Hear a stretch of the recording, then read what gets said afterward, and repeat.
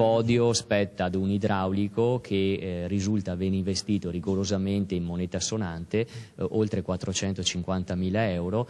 a fronte di un reddito pari a 1.700 euro. Una realtà desolante e pittoresca, quella che emerge dall'indagine della Guardia di Finanza, che ha portato al trasferimento in carcere di 2 ex assicuratori e agli arresti domiciliari di un altro, residenti tra le province di Ferrara, Rovigo e Assolesino, Bassa Padovana. Accusati di associazione a delinquere finalizzata alla truffa, in pratica hanno venduto per almeno 16 anni false polizze vita, dirottando poi i soldi ricevuti per pagare i premi nei propri conti personali, 41 quelli trovati dalle Fiamme Gialle, un giro d'affari in contanti contestato di 5 milioni e mezzo di euro, le vittime accertate un centinaio, anziani che hanno perso i risparmi di una vita, ma anche compagnie assicuratrici, finti poveri, evasori fiscali e parenti e amici d'infanzia dei complici che non esitavano a imbrogliarsi a vicenda.